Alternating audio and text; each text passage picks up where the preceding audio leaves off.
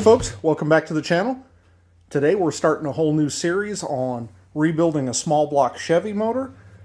We've got a guest this week, G. Hello. And he's going to be doing a lot of the pulling apart. So what we're looking at is, assuming that you're going to just go purchase a used motor off of Marketplace or something, what do we want to look at? The first thing we want to look at is you want to check the oil. This one, the oil's already been drained out of, so we can't really show you. In fact, it doesn't even have a dipstick. But you want to make sure that the oil is just black. If it looks like chocolate milk, there's water in it, and that's a big red flag. If the oil looks brand new, then it's likely that whoever's selling the engine changed the oil to try to hide a problem. That would also be a red flag. So you want to look for just black oil. The next thing you want to do is you want to make sure that the engine turns over freely. So what we're going to do is we're going to rotate the crankshaft. The easiest way to do is to put a couple of bolts in here and use a pry bar or something and try to get it rotated over. So I can't rotate this one around right now because the back of the crankshaft's hitting the engine stand. Before we put this on the engine stand, we actually rotated it so we know that it is. So that's really the next step after you check the oil, rotate it around, make sure it rotates fully without hitting anything. Good thing to have at this point is a bin or a box or something, coffee can, where you put every bolt that comes off the motor into it.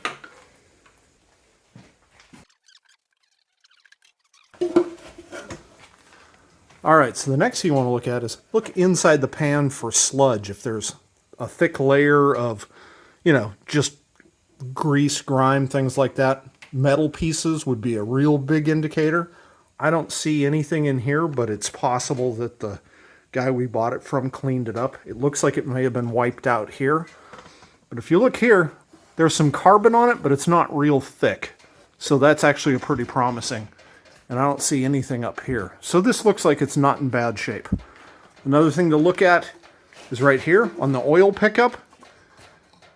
Real common in Mopar is to find a bunch of nylon chunks in here because the factory timing sets were nylon teeth. And you'll see a bunch of little pieces in here if that came apart and somebody replaced it. I don't see any chunks in here, so that's looking good. So next we want to take a look at the bearing journals. We can do the mains or the rods. Doesn't really matter what order we do them in. But we can take a look at the rods. So we'll take the mains next. We'll take off all of the main caps and just look at the journals from this side. Look at the journal and look at the bearing surfaces themselves.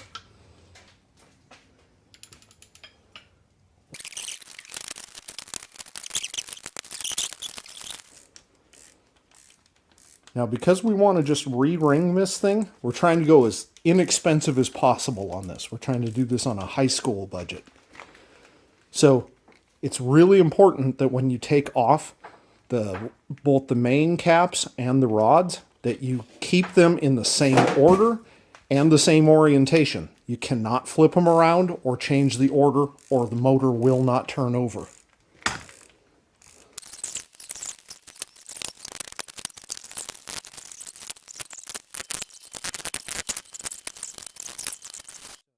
These ones are marked. They point toward the front of the motor, so we know the orientation.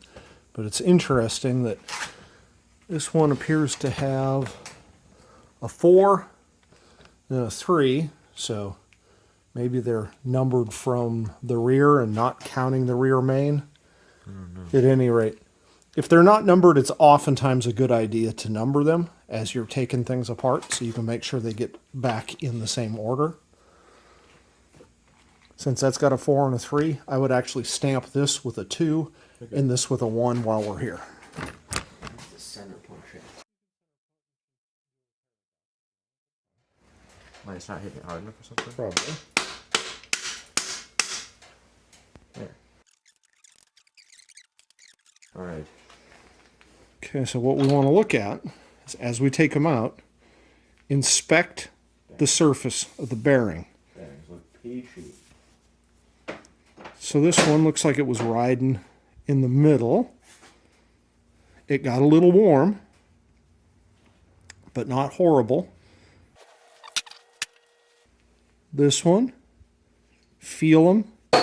This one has, it's a little, got a strange color in it, like where it was riding, but you can run your finger over it. I don't feel it, can't catch it with my nail, so that doesn't bother me at all. How's this one, the bearing's still on the journal. Again, looks really good. Now this one is a little more concerning. Look at that. You can see that's got that groove in it, and I can catch my fingernail on that groove. So that's one that we want to make sure we take a close look at the bearing journal itself. Make sure there isn't anything wrong with it. Yeah. Rear main also looks pretty good. If I was really in a rush, I could have just dropped this thing in. Probably would have been fine. Yeah. So far, there's nothing in here that really concerns me. There was that one groove on that one.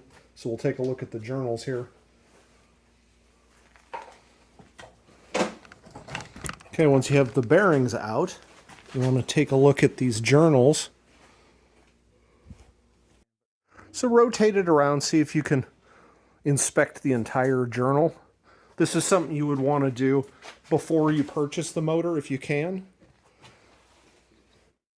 Everything looks pretty good there. There's nothing that I see. So really what we're trying to do here is determine, you know, if somebody's been into this motor. This looks like it's a mid-70s motor, so the odds of it having not been apart are real low. Another indicator that it's probably been pulled apart is this rod has a number 3 on it, but it's not the third rod from either end. So it's definitely not the number 3 hole, no matter how you number them. There's stamping, but I don't really see any indication saying it's oversized. And that looks like maybe a 3 or something on there too. So somebody's been in here on these before. This is not the first time this motor's been apart. And again, that's not a problem. It just means that we may be oversized rings or undersized bearings. Once you've looked at all of the main bearings and journals, and again, these, I don't feel anything on them. They look good. We're going to inspect them when we get the crank out, but that's something that you would likely do when you have it at home. This inspection is kind of what you'd try to do before you purchase it if you can. If you're getting a really good deal on the motor, like we did on this, we didn't take it apart. We just took it with us and went on faith that we could rebuild it.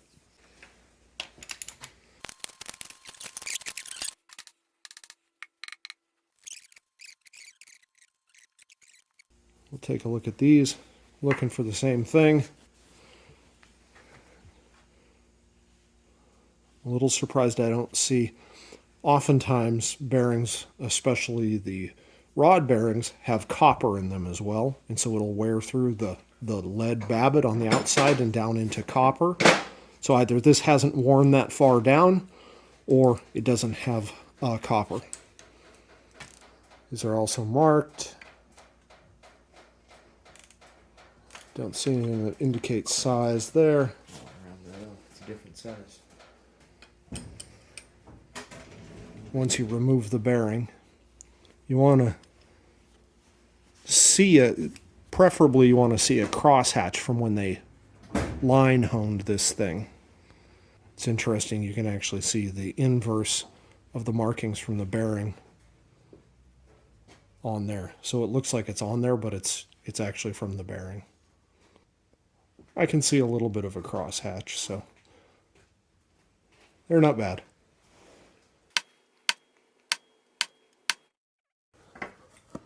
So he's just taking a punch and put 8 dimples on there so that we can identify which rod that is when we go back together.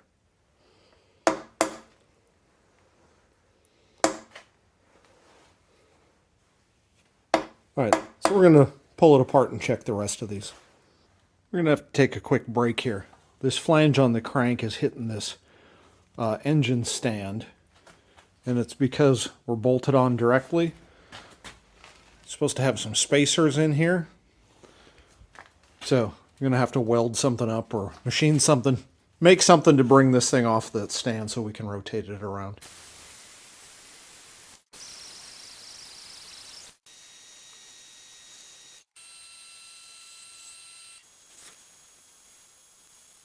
Good enough. All right, now that we've got these spacers in, it turns over nice and easily.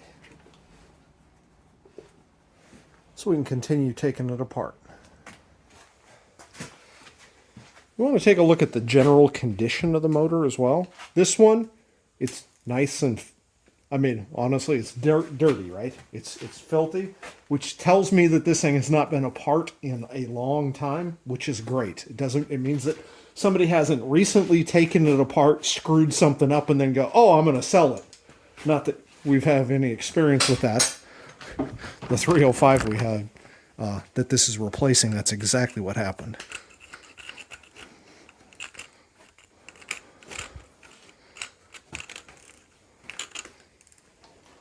Angelo's watching this. What the heck?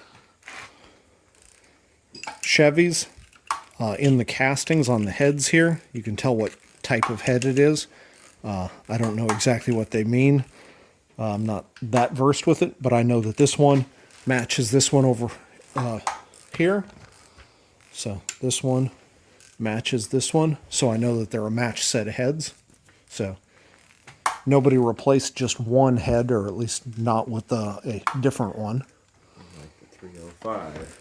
Unlike the 305.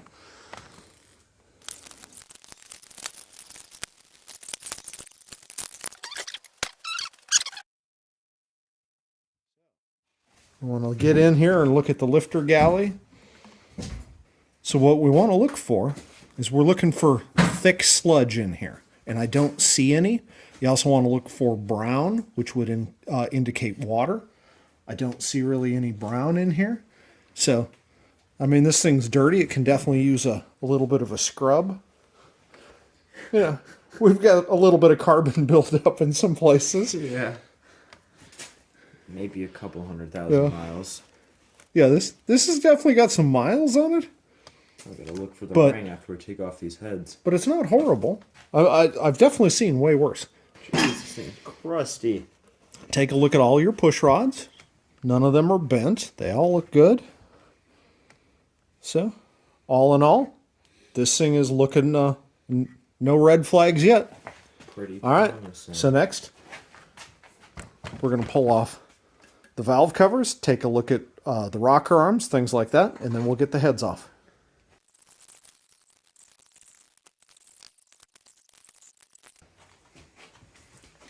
All right. Look at that level of carbon goo. There's a bolt down in there somewhere. It could. All right. So, at any rate, while we're in here, the next thing you want to look at is look at all of the rocker arms. I mean, when I looked at the push rods, there was nothing that frightened me. So, I've seen where the push rod is pushed through the rocker arm. That is obviously a bad thing. It usually means that something impacted the valve and did that. Make sure nothing's bent.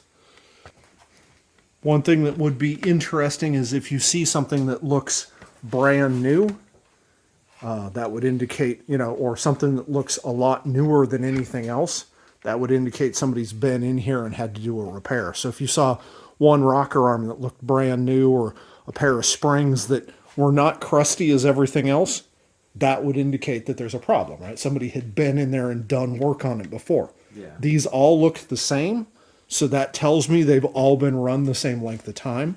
So again, that's a green light. Man, look at that. Hold on, I gotta... Jeez. Look at that level of crustiness. I mean, that's bad. Where's that screwdriver? Oh, look at this.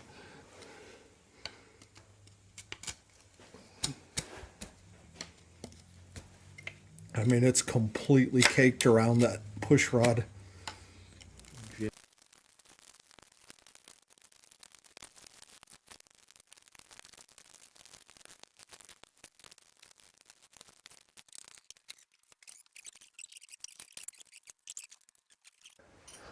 So really, next thing is, one, you want to make sure there is no water in these, right? Make sure there's no water or rust.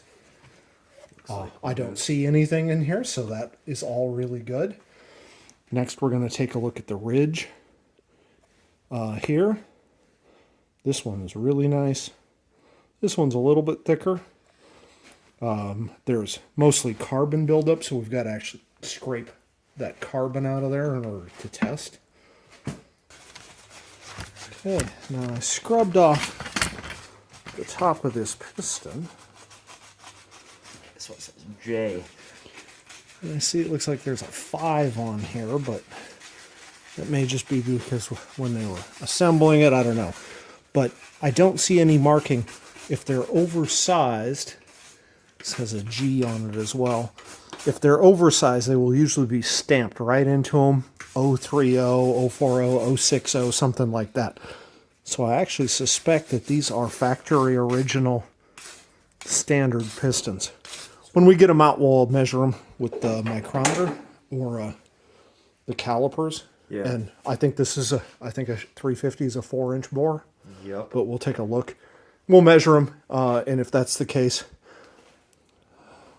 we can probably get away with maybe like some 10 over rings with the standard pistons and put her back together. Yeah. How come you want to do 10 over rings? Because I think it's worn enough to go 10 over. Fair enough. We can measure that. Yeah. But if we go 10 over rings, it'll help.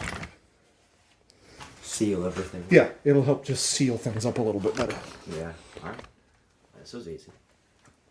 All right, so now that we have that, we're going to roll it back over, and we want to actually get the crank out, pull all the pistons out, everything like that. And that way we can measure the journals on the crank, measure the pistons, all of that. As I take the caps off, I just lay them like this, so they're in the same orientation.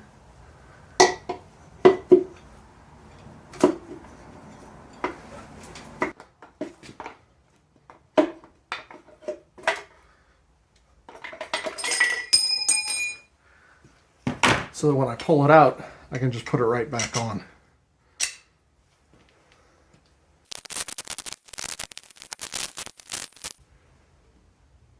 Now, one thing you'll find as you drive these out, because of that ridge down there, it typically will break this upper ring. It's not a big deal.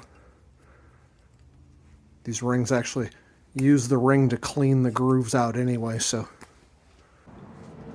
the only task left in Teardown is to remove this harmonic balancer. For that, we need a puller.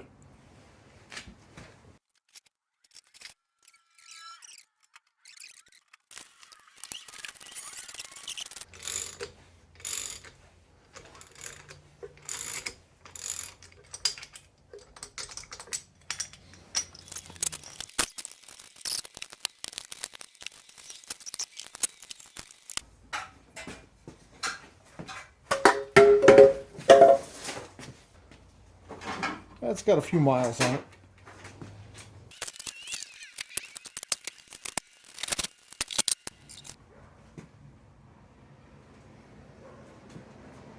Here's a great example of looking at these mains. This is the front main, which really, it has the least amount of load on it. And as we move back, you can see, start to have this mottled look. And they look a little worse and worse. Then you get back here, it's all dark gray, and you can even see copper here. So this rear main bearing is pretty worn. Sometimes these lifters can be a real pain in the butt to get out. These ones are. So what you have to do is you basically push the lifter in and take out this retaining ring.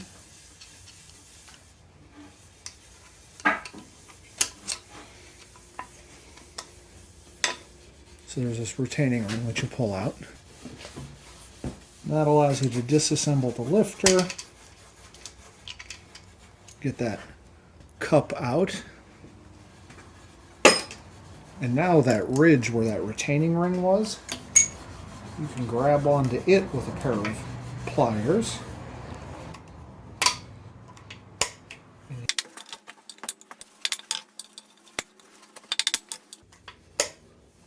And there you go. What's happening, as you can see right here, that carbon builds up this ridge that you then have to pull through that bore. That's what's causing this trouble. Here's a fun one. Here's a, this is the bottom of a lifter that I just pulled out. It looks fairly normal. Come on. But look at this guy. I mean, that's dished. I mean, that is completely destroyed. My guess is that was not opening the valve at all, or very little. We'll take a look at the camshaft when we pull it out, but it's probably got no lobe left on it either. So that is probably a normal lobe for this cam, or really close to it anyway. Well, that used to be a lobe. Now it's got maybe a 1/16 of an inch lift, maybe. So this is garbage. So now we have this engine fully torn down. There's a lot of cleaning still to be done. The original goal was to do some inspection of this on this video, but we're already running really long. So we will do another video on inspecting all of the journals of the crankshaft, as well as looking at the cylinders and determining what sizes of bearings and rings and everything that we're going to need to order to get this thing rebuilt. This will no doubt be several videos as we get this thing completely put back together. Again, we're trying to do this on a high school kid's budget, so we're going to go as cheap as we can, but still make it so that it's reliable. Thanks for watching.